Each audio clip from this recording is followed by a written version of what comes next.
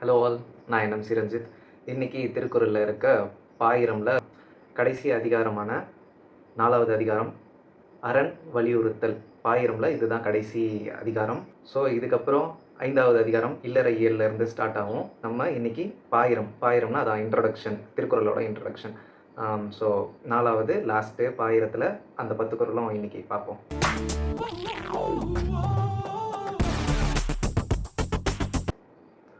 31வது குறள் அரண் வலியுறுத்தல்ல. சிறப்பு ஈனும் செல்வமும் ஈனும் அறத்தினோங்கு ஆக்கம் எவனோ உயிர்க்கு. பொருள்: அறமானது சிறப்பை தரும், செல்வத்தையும் தரும். அதனால் அறத்தை விட உயிருக்கு ஆக்கம் தருவது வேறு யாதும் இல்லை. அறம்னா நல்லது செய்கிறது. ஸோ அறம் செய்ய விரும்புன்னு ஔவையார் சொன்னது மாதிரி தான் திருவள்ளுவர் 2000 ஆண்டுகளுக்கு முன்பே அறமானது சிறப்பை தரும், செல்வமும் தரும். நல்லது செஞ்சால் நமக்கு சிறப்பும் வந்து சேரும், செல்வமும் வந்து சேரும். அதனால் அதை விட உயிருக்கு ஆக்கம் தருவது வேறு எதுவும் இல்லை அப்படின்றாங்க. நம்ம வழக்கம் போல் நாமக்கல் கவிஞரோட பொருளையும் பார்ப்போம். தர்ம ஒழுக்கத்தினால் மேன்மை வரும் என்பது நிச்சயம். செல்வமும் வரலாம். ஆதலால் தர்மத்தை காட்டிலும் மனிதனுக்கு வல்லமை தரக்கூடியது என்ன இருக்கிறது? கொஷின் மார்க் போட்டு முடித்திருக்கிறார். தர்ம ஒழுக்கத்தினால், தர்மம்னா தான் நல்லது செய்கிறது. தர்ம ஒழுக்கத்தினால் மேன்மை வரும் என்பது நிச்சயம். அதனால் நல்லது தான் வரும், அது நிச்சயம்ன்றாங்க, கன்ஃபார்ம். ஸோ செல்வமும் வரலாம். காசு செல்வம் வரலாமே தவிர வரும்னு சொல்லலை, வரலாம். ஆனால் அந்த புலியூர் கேசியன் உரையில் செல்வமும் வரும்னு இருக்குது, இதில் வரலாம் மேவி போட்டிருக்காங்க. ஆதலால் தர்மத்தை காட்டிலும் மனிதனுக்கு வல்லமை தரக்கூடியது என்ன இருக்கிறது? என்ன இருக்குது? நல்லது செய்கிறதோட வேறு என்னடா இருக்குது அப்படின்றாங்க. அடுத்த குறள் போவோம். அறத்தினோங்கு ஆக்கமும் இல்லை, அதனை மறத்தலின் ஊங்கில்லை கேடு. அறநெறியோடு வாழ்வதை காட்டிலும் உயிருக்கு நன்மையானது இல்லை. அறநெறியை போற்றாமல் மறத்தலை காட்டிலும் கேடானதும் இல்லை. புரியுதோ? அறநெறியோடு வாழ்வதை காட்டிலும் உயிருக்கு நன்மையானது எதுவும் இல்லை. அதாவது இவங்க உயிருக்கே சொல்கிறாங்க. இந்த குறளில், போன குறள்லையும் உயிருக்கு ஆக்கம் தருவது வேறு எதுவும் இல்லை, இது வந்துட்டு ஒரு மனுஷ உயிருக்கே சொல்கிறாங்க. அதனால் நல்லது செஞ்சால் நம்ம உயிருக்கு 100 ஆண்டு காலம் வாழ்க, நோய் நொடி இல்லாமல் வளர்கின்ற மாதிரி இருக்கணும்னா நல்லது செய்யணும் அப்படின்றது தான் இது. அறநெறியோடு வாழ்வதை காட்டிலும் உயிருக்கு நன்மையானது யாதும் இல்லை. நல்ல நெறியோடு, நல்ல டிசிப்ளின், நல்லது செய்கிறது, அப்படி வாழறத தவிர உயிருக்கு நல்லது செய்கிறது வேறு எதுவும் இல்லை. அறநெறியை போற்றாமல், அதை பின்பற்றாமல் மறத்தலை காட்டிலும், அதை மறந்துட்டு நான் தீய வழியில் தான் நடப்பேன், நல்ல வழியில் நடக்க மாட்டேன்னு தீய வழியில் நடந்தால் கேடானதும் இல்லை, கேடு வந்து சேரும். தர்மங்களை செய்வது போல நன்மை தரக்கூடியதும் இல்லை, தர்மங்களை செய்யாமல் மறந்து விடுவது போல தீமை தரக்கூடியதும் இல்லை. அதே தான், தர்மத்தை செய்யுங்க. தர்மத்தை செஞ்சால் நல்லது நமக்கு எப்பயும் வந்து சேரும், செய்யாமல் மறந்துட்டா தீமை தான் வந்து சேரும். அடுத்த குறள் 33. ஒல்லும் வகையான் அறிவினை ஓவாதே, செல்லும் வாய் எல்லாஞ் செயல். பொருள்: நம்மாலே முடிந்த வகைகளில் எல்லாம், முடியக்கூடிய வழிகளில் எல்லாம் அறச்செயல்களை இடைவிடாமல் தொடர்ந்து செய்து வருதல் வேண்டும். நம்மளால் முடிஞ்ச வகையில் எல்லாம், முடியக்கூடிய வழியில எல்லாம் நல்லது இடைவிடாமல் தொடர்ந்து செய்ய வேணும். ஓகே, நம்மளால் எப்படியெல்லாம் முடியுமோ, எந்தெந்த விதத்தில் நம்மளால் செய்ய முடியுமோ, என்னால் இன்றைக்கி 1 ரூபா தான் செய்ய முடியும்னா அதையும் செய்கிறதுல தப்பு இல்லை, அது செய்யாமல் இருக்கிறது தான் தப்பு. ஏதாச்சும் ஒரு வழியில் நல்லது செஞ்சுக்கிட்டு தான் இருக்கணும். ரீசன் இல்லாமல், நல்லது செய்கிறதுக்கு ரீசன் தேவையில்லை, ரீசனே இல்லாமல் செய்கிறதுக்கு பேர் தான் நல்லது. அந்த நல்லதை ஏதாச்சும் ஒரு வகையில் செய்யுங்கன்றது தான் இந்த குறள் நமக்கு உணர்த்துது. அதுவும் இடைவிடாமல், சீசன் மாதிரி, மேங்கோ சீசன் மாதிரி இந்த சீசனில் தான் நான் நல்லது செய்வேன், இப்போ தான் என்கிட்ட காசு இருக்குது இப்போ தான் செய்வேன்னு இல்லாமல், எப்போலாம் முடியுமோ, எப்படியெல்லாம் முடியுமோ அந்த மாதிரி தொடர்ந்து கண்டினியூஸாக நல்லது செஞ்சுட்டே இருங்க, நல்லதே நடக்கும். அதனால் முடிந்த வரையிலும் தர்ம காரியங்களை சமயம் வாய்த்த போதெல்லாம் மறக்காமல் செய்ய வேண்டும். சேம், கண்டினியூஸாக நல்லது செஞ்சுட்டு இருங்க. மனத்துக்கண் மாசில நாதல், அனைத்து அரணாகுல நீர பிற. பொருள்: தன் மனத்திடத்து குற்றம் இல்லாதவனாகுதல் என்னும் அவ்வளவே அறம் எனப்படும். பிற ஆரவாரத்தன்மை கொண்டவை. மனசாட்சிக்கு உண்மையாக இருக்கணும், அதுதான் இந்த குறள் வலியுறுத்துது. மனசாட்சிக்கு தெரியணும் நம்ம நல்லவன். நான் நேற்றே சொல்லியிருப்பேன், நேற்றோட குறளில், நம்ம அடுத்தவங்க சொல்லி தான் நம்ம எவ்வளோ நல்லவங்கன்றது நமக்கு தெரியும். ஆனால் நம்ம மனசாட்சிக்கு தான் தெரியும் நம்ம எவ்வளோ கெட்டவங்கன்னு, நம்ம எவ்வளோ கெட்டவங்க வச்சுருக்கோன்றது நம்ம மனசாட்சிக்கு தான் தெரியும், வேறு யாருக்கும் தெரியாது. ஸோ நம்ம மனசாட்சிக்கு தகுந்தபடி மாறி நல்லதே செய்யணும். மனத்தில் குற்றமான நோக்கமில்லாமல் செய்கிற நல்ல காரியம்தான் அறம் என்பது. ஒரு சுயநல நோக்கத்தை கொண்டு எந்த தர்மம் செய்தாலும் அது வெறும் ஆடம்பரம்தான், அறமாகாது. தெளிவா இருக்கு பாருங்க. எந்த ஒரு எதிர்பார்ப்பும் இல்லாம செய்றதுக்கு பேர் தான் நல்லது. எதையாச்சும் எதிர்பார்த்து செஞ்சாலே அதுக்கு பேர் நல்லதே கிடையாது. அதுக்கு அறம் என்று பெயர் கிடையாது. எனக்கு 10 பேருக்கு சாப்பாடு போட்டா எனக்கு இது கிடைக்கும், இல்ல புண்ணியம் கிடைக்கும்னு நெனச்சு செய்யறதுக்கு பேருமே நல்லது கிடையாது. நான் 10 பேருக்கு சாப்பாடு போட்டேன்றது புண்ணியம் இல்ல. குடுக்குறோம். அது வந்துட்டு புண்ணியம் சேர்றது, சேரல. நமக்கு அதெல்லாம் தேவையில்ல. நம்மளால முடிஞ்சத செய்யணும். அதுதான் இந்த குறள் வலியுறுத்துது. எதுவும் எந்த இன்டென்ஷனுமே இல்லாம செய்றதுக்கு பேரு தான் நல்லது. ஒரு சுயநல நோக்கத்தை கொண்டு எந்த தர்மம் செய்தாலும் அது வெறும் ஆடம்பரம் தான். என்கிட்ட காசு இருக்குதுன்னு செலவு பண்றது வேற. என்னால முடியும் அப்படின்னு செலவு பண்றது வேற. காசு இருக்கிறவன் எவ்வளோக்கு வேணாலும் செலவு பண்ணுவான். நம்மளால முடியுன்றது இப்ப என்கிட்ட ரூ. 10 இருக்குன்னா, அதுல ஒரு ரூ. 2 என்னால தர்மம் பண்ண முடியும்னா, அத நான் குடுக்குறதுல தப்பில்ல. அது வந்துட்டு செய்றதுமே இந்த ரூ. 2 குடுத்தா அவங்க என்ன வாழ்த்திட்டு போவாங்க. இல்ல அது எனக்கு ஒரு புண்ணியமா வந்து சேரும் அப்படின்னு நெனைக்கிறது சரியில்ல. முடியுது குடுக்குறேன். ஸோ அந்த மாரி தான் இருக்கணுமே தவிர்த்து, காசு இருக்குது குடுத்தா புண்ணியம் வரும்லாம் செய்யாதீங்க. அடுத்த குறள். அழுக்காறு அவா வெகுளி இன்னாச்சொல் நான்கும் இழுக்கா இயன்றது அறம். பொருள். பொறாமை, ஆசை, சினம், கடுஞ்சொல் என்னும் நான்கிற்கும் ஒரு சிறிதும் இடம் தராமல் ஒழுகி வருவதே அறம் ஆகும். எது அறம்? இப்போ சொல்லக்கூடிய இந்த 4த்தையுமே கட்டுப்பாட்டில் வச்சுக்கிட்டு அதுக்கு கொஞ்சம் கூட இடம் தராம அதை பின்பற்றுவதே அறம். அந்த 4 என்னன்னா பொறாமை, ஆசை, சினம், கடுஞ்சொல். கடுஞ்சொல் அப்படின்றது என்னை பொறுத்த வரைக்கும் நான் நிறைய கெட்ட வார்த்தை பேசுவேன், உண்மையை ஒத்துக்கிறேன். நான் வந்துட்டு அதிகமாக கெட்ட வார்த்தை பேசுவேன். என்னோட வ்ளாக் வீடியோஸில் பார்த்தாலே அவ்வளோ கெட்ட வார்த்தை பேசியிருப்பேன். கடுஞ்சொல் என்பது என்னை பொறுத்த வரைக்கும் தீய சொற்கள் அப்படின்றது ஒருத்தனை மனசறிஞ்சு புண்படுத்துறது. நீ நல்லா இருக்க மாட்டே, நீ நாசமாக போயிடுவ, நீ அழிஞ்சு போயிடுவ அப்படின்றது தான் கெட்ட வார்த்தை தவிர, இப்போலாம் இந்த ஆத்தா, அம்மா அப்படின்ற வார்த்தை இல்லாமல் யாருமே பேசுறது இல்லை. கொஞ்சம் கஷ்டமாக இருக்குது. ஏன்னா அது வந்து ஒரு அன்பார்லிமெண்ட்ரி வேர்டுன்னு சொன்னாலுமே அது ஒரு பார்லிமெண்ட்ரி வேர்டு மாதிரி ஆயிடுச்சு. எல்லாருக்குமே ஈஸியாக அந்த வேர்டு வந்துட்டு ஸ்டிக் ஆயிடுச்சு. எது பேசினாலும் அந்த வேர்டு வந்துடுது. ஸோ அது எல்லாமே கெட்ட வார்த்தையான்னு கேட்டால் எனக்கு அது கெட்ட வார்த்தையாக இல்லை.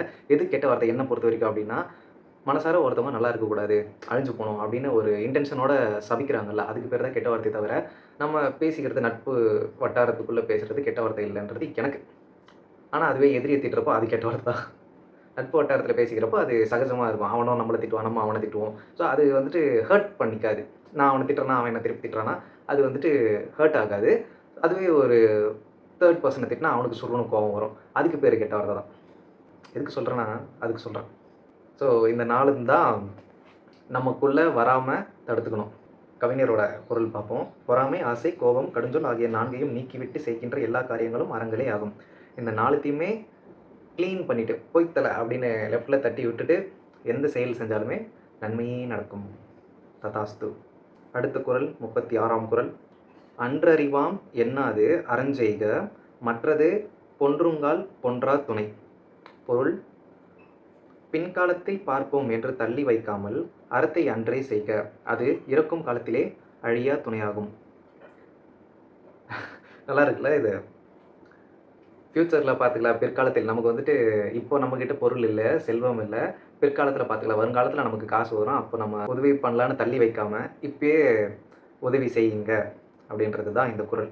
அப்படி செஞ்சால் இறக்கும் காலத்தில் அழியா துணையாகும். நம்ம இறக்கும் தருவாயில் அது பெரிய ஒரு ஊன்றுகோல், துணைக்கோலாக நமக்கு வந்துட்டு இருக்கும். எப்படி தர்மம் வந்துட்டு நம்ம கர்ணனோட தலை காத்துச்சோ, தர்மம் தலை காக்கும்னு சும்மா சொல்லலை.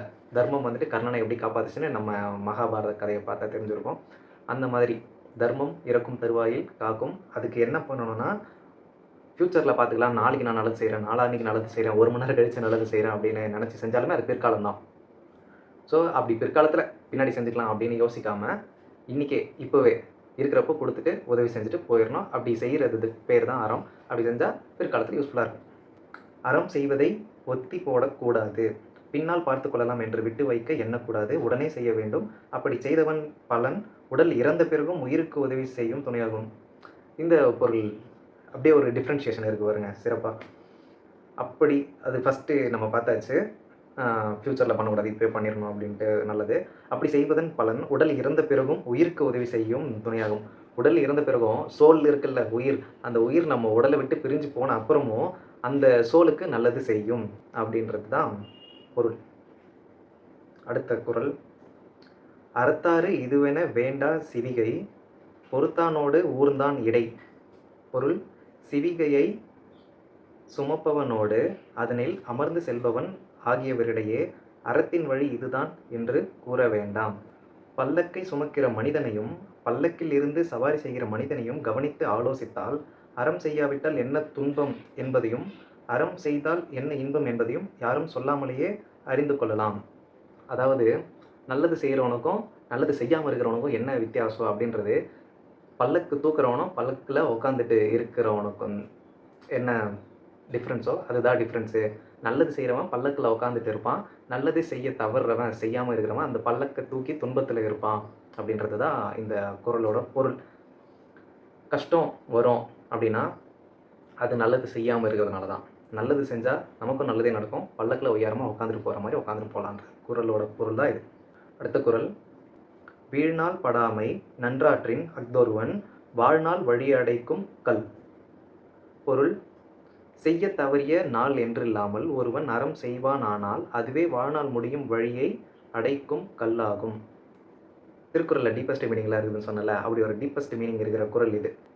செய்ய தவறிய நாள் என்று எதுவுமே இல்லாமல், அதாவது இன்றைக்கி நான் மறந்துட்டேன், நேற்று நான் மறந்துட்டேன் அப்படின்னு இல்லாமல் கண்டினியூஸாக ஒவ்வொரு நாளும் நல்லது செஞ்சுக்கிட்டே இருந்தால், எந்த ஒரு இன்டென்ஷனும் இல்லாமல் நல்லதே செஞ்சுக்கிட்டு ஒரு நாள் கூட நான் செய்ய தவறுனதில்லை, நான் குளிக்க மறந்துட்டேன், பல் தேய்க்க மறந்துட்டேன் அப்படிலாம் இல்லாமல் எதை மறந்தாலும் நன்மையை செய்கிறதுக்கு நான் மறந்ததில்லை. அது வந்துட்டு சக மனிதர்களுக்குன்னு மட்டும் இல்லை, ஒரு எந்த உயிரினமாக இருந்தாலும். ஒரு வாடிய பயிரை கண்ட போதெல்லாம் வாடினேன்னு வள்ளலார் சொல்கிற மாதிரி பயிருக்கு உயிர் இருக்குன்ற நம்புகிற கூட்டம் நம்ம தமிழ் கூட்டம். அப்படி ஒரு செடி காஞ்சி போயிருக்குனாலும் அதுக்கு தண்ணி ஊற்றி வளர்க்குறது தான் அறம். ஸோ அந்த மாதிரி எந்த ஒரு உயிரினத்துக்கும் நல்லது செய்கிறது தான் நம்ம தமிழ் பாரம்பரியம். அப்படி எந்த ஒரு நாளுமே நான் நல்லது செய்ய தவறுனதில்லைன்னு நல்லதே செஞ்சுட்டு இருந்தால் வாழ்நாள் முடியும் வழியை அடைக்கும் கல்லாகும். வாழ்நாள் முடிய போகுது, அதாவது சாக போகிற தருவாயில் இன்றைக்கி நீ சாக போகிற அப்படின்றத சாவு வர வழியை கல் வந்துட்டு தடுக்கும். இது எப்படி எனக்கு எக்ஸ்பிளைன் பண்ணுறது, சரியாக பண்ணுறேன்னு தெரியல. எமன் எருமையில் வரான் அப்படின்னா அதுக்கு ஸ்டாப் பண்ணுறது இந்த இவன் செஞ்ச தர்மம். ஒவ்வொரு நாளும் நல்லது செஞ்சுக்கிட்டு தவறாமல் செஞ்சுக்கிட்டே இருந்தானா எமன் எருமையில் வந்தால் ஓடி போடாப்பாள் அப்படின்னு சொல்கிற ஒரு கல் தடுத்து அபவுட் டர்ன் யூ டர்ன் போ அப்படின்னு துரத்துறது தான் தர்ம செயல் செய்வது. பல்லக்கில் சவாரி செய்கிற சுகம் சொற்ப அறம் செய்ததால் வந்தது. மிகுந்த அறம் செய்கிறவர்கள் அதைவிட மேலான இன்பங்களை அடையலாம். சாகிற வரையிலும் தர்மங்களையே செய்கிறவர்கள் பிறவாதிருக்கிற பேரின்பத்தையும் பெறலாம். இது வந்துட்டு வரும் திருக்குறளில் இன்னும் டீட்டெயில்டாக எக்ஸ்ப்ளனேஷன் இருக்கும். அதாவது ஒரு மனுஷனோட பர்பஸே, நம்ம நிறைய துறவி முனிவர் அவங்ககிட்டலாம் கேட்டால் அடுத்த பிறவியே எனக்கு வேணாம், அடுத்த பிறவி வந்துட்டு பிறக்காமல் இருக்கிறது தான், அதுக்கு தான் நான் இவ்வளோ செய்கிறேன், ஏன்னா நம்ம போன ஜென்மத்தில் பண்ண பாவம் தான் இந்த ஜென்மத்தில் வரும் அப்படின்வாங்கல்ல. போன ஜென்மத்தில் என்ன பாவம் பண்ணுமோ அதனால தான் இந்த ஜென்மத்திலேயாச்சும் நீ கொஞ்சம் திருந்துடா பரமா. மனுஷ வாழ்க்கையில் வந்துட்டு நீ ஆல்ரெடி தப்பு பண்ணதுனால தான் இந்த மனுஷ பிறப்பு வந்திருக்கு. நீ இன்னும் இந்த ஜென்மத்திலையும் தப்பு பண்ணினா அடுத்த ஜென்மத்திலையும் வந்துட்டு மனுஷனாக தான் பிறப்ப, எனக்கு மனித பிறப்பே வேணாம் அப்படின்னு நினைக்கிறவங்க தான் துறவு மேற்கொள்வாங்க. ஸோ எல்லா நாளுமே நல்லதே செஞ்சுட்டு வந்தால் சாகிற வர, அதாவது சாகிற வர தர்மத்தையே கடைப்பிடிச்சிட்டு வந்தால் அடுத்த பிறவின்றது ஒன்று இருக்காது. சாகிற வர தர்மத்தை செஞ்சுட்டு வந்தால் பிறக்காமல் இருக்கிற பேரின்பத்தை பெறலாம். அதாவது அடுத்த ஜென்மத்தில் பிறக்காமல் இருக்கிறதே பேரின்பம்ன்றது ஒரு பெரிய விஷயம். அடுத்த ஜென்மத்தில் எனக்கு மனித பிறப்பு இல்லை அப்படின்னு பெருமையாக சந்தோஷப்படுறது தான் இந்த முனிவர்களும் துறவிகளோட பேரானந்தம். அப்பா, இதோட இந்த மனுஷ பிறவி முடிஞ்சிச்சு, கிளம்புறேன்டா, என் உடலை விட்டு இந்த ஆன்மா போகட்டும், அந்த ஆன்மா திரும்பவும் வந்துட்டு மனிதனாக பிறக்க தேவையில்ல, கஷ்டப்பட தேவையில்ல, துன்பப்பட தேவையில்ல, துயரப்பட தேவையில்ல, இதோட லைஃப் சாப்டர் எண்ட்ஸ் அப்படின்னு சந்தோஷப்படுவாங்க. அது சந்தோஷப்படணும் அப்படின்னா, ஆன்மா சந்தோஷப்படணும் அப்படின்னா தர்மங்களை தவறாமல் தினந்தோறும் செய்ய வேண்டும். அடுத்த குறள்: அறத்தான் வருவதே இன்பம் மற்றெல்லாம் புறத்த புகழும் இல. பொருள்: அறவாழ்வில் வாழ்வதனால் வருவதே இன்பமாகும், மற்றை பொருளும் இன்பமும் இன்பமாகா, அவற்றால் புகழும் இல்லை. அதாவது அறவாழ்வில் நல்லது செஞ்சு நல்ல வாழ்க்கை, யாருக்கும் எந்த கஷ்டமும் தராமல் அறவாழ்வில் வாழ்வதனால் வருவதே இன்பமாகும். நல்ல வழியில் நடந்து நல்லதே நினச்சி நல்லதே செஞ்சுட்டு வந்தேன்னா அந்த வாழ்க்கை இன்பமாக இருக்கும். அப்படி இல்லாமல் மற்ற பொருளும் இன்பமும் இன்பமாகா. பொருள் வந்துட்டு ஆக்சுவலி ஒரு ஃபோன் வாங்கணும், ஒரு லேப்டாப் வாங்கணும், இப்போ இருக்கிற ஜென்ரேஷனுக்கு அதுதான் ஒரு பெரிய விஷயமா இருக்குது. ஒரு பைக்கு, காரு, ஸோ வீடு கட்டுறது அது எல்லாமே பொருள். அந்த மற்றது எல்லாமே இன்பம் தராது, இன்பம் ஆகா. அவற்றால் புகழும் இல்லை. நீ வந்துட்டு ஒரு ஹியூண்டாய் கார் வாங்கிட்ட, இல்லை BMW கார் வாங்கிட்டேன்னா அது பெருமை இல்லை. நீ இறந்த அப்புறமும் ஒரு 10 பேர் பேசுவாங்கல்ல, அவன் சாவர வரைக்கும் நல்லதே செஞ்சுட்டு செத்தான்பான்றது. அதுக்கு தான் இறந்த பிறகும் வாழ்க்கை இருக்குது. நம்மள வந்துட்டு நம்ம இறந்த அப்புறமும் நம்மள 4 பேர் பேசுவாங்கன்னா, நம்ம உயிரோட இருக்கிறோன்றது தான் அர்த்தம்.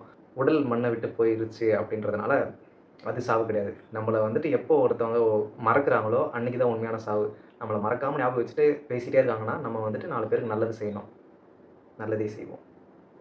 பேரின்பத்தை கருதாவிட்டாலும் அறங்களை செய்து அதனால் அடைகின்ற மகிழ்ச்சி தான் நல்ல இன்பம். அது புகழும் தரும். மற்ற இன்பங்கள் எல்லாம் அப்படிப்பட்ட நல்லவை அல்ல. அவற்றால் புகழும் கிடைக்காது. அதேதான். நல்லது செஞ்சு அதனால கிடைக்கிற மகிழ்ச்சி தான் நல்ல சந்தோஷம், நல்ல இன்பம். அது நல்ல புகழும் தரும். மற்ற இன்பம் எல்லாமே அப்படிப்பட்ட நல்லதே கிடையாது. அதனால புகழும் நமக்கு இருக்காது, நிலைக்காது. புரியுதா? பாயிரத்தோட கடைசி குறள் 40வது குறள். செயற்பால தோறும் அரணே ஒருவர்க்கு உயர்பால தோறும் பழி. பொருள்: ஒருவன் அவன் தன் வாழ்நாளில் செய்ய வேண்டியது எல்லாம் அறமே, அவன் செய்யாமல் காக்க வேண்டியது எல்லாம் பழிச்செயலே. ஒருத்தன் வாழ்நாள் முழுக்க செய்ய வேண்டியது நல்லது, அற வழியில் நடக்கிறது. செய்யாமல் எது இருக்கணும்னா பழிச்செயல், அதாவது தீய செயல். ஒருத்தர் பழித்து சொல்கிற மாதிரி, திட்டுற மாதிரி வாழக்கூடாது. ஆகையினால் ஒருவன் தன் வாழ்நாளில் செய்ய வேண்டும் என்பது அறச்செயல்தான், செய்யாமல் விலக்கிவிட வேண்டும் என்பது பழி பாவச் செயல்களேயாம். ஸோ அதுதான், நல்லதே செய்யுங்க, தீயது செய்யாதீங்க. ஒருத்தன் வாழ்நாள் ஃபுல்லாக நல்லது மட்டும்தான் செய்யணும், அதுதான் அறச்செயல். பாவச்செயல், பழிச்செயல் செய்யக்கூடாது. இதோட அரண் வலியுறுத்தல், அரண் வலியுறுத்தல்னு திருவள்ளுவர் அரண் வலியுறுத்தி இருக்காரு. அதை காணொலி மூலமாக நான் வலியுறுத்தி இருக்கேன். இதோட பாயிரத்தில் 4 அதிகாரமே முடியுது. நாளிலிருந்து இல்லறையியல் ஆரம்பிக்கும். அந்த திருக்குறள் 41வதுலேருந்து அப்படியே ஸ்டார்ட் பண்ணிட்டு போவோம். அதுக்கப்புறம் அரசியல்லாம் வரும். அது செம்ம ஹாட் டாபிக் இப்போ இருக்கிற ஜென்ரேஷனுக்கு. அதாவது இப்போ நடந்துட்டு இருக்க சூழ்நிலைக்கு நம்ம ஊரில் 4 கட்சிகள் இருக்குல்ல, இந்த 4த்துக்குமே தேவையான ஒரு குறள் தான் இந்த திருக்குறள் இருக்கும். அதாவது நான் திருக்குறள் சொல்லுவேன், உங்களுக்கே வந்துட்டு அதோட பொருள் சொல்கிறப்போ இந்த கட்சியை தாண்டா இவன் அடிக்கிறான் அப்படின்னு சொல்லிட்டு உங்களுக்கே தோணும். அந்த மாதிரி திருக்குறளில் அர்த்தங்கள் இருக்குது. ஸோ வரும் காலத்தில் பார்ப்போம். வேறு சப்ஸ்கிரைப் பண்ணிக்கோங்க. சப்ஸ்கிரைபர்ஸ் வந்துட்டு இன்க்ரீஸ் ஆகலை. 4 நாளாக கண்டினியூஸாக பண்ணிகிட்ருக்கேன். நான் எப்படி 4 நாள் கண்டினியூஸாக வீடியோ போடுறேன்றது எனக்கே தெரியல. அதிசயமாக ஆச்சரியமாக இருக்குது. பார்ப்போம். சப்ஸ்கிரைப் பண்ணுங்கள். நன்றி, வணக்கம், பாய். Thank you. Whoa, whoa.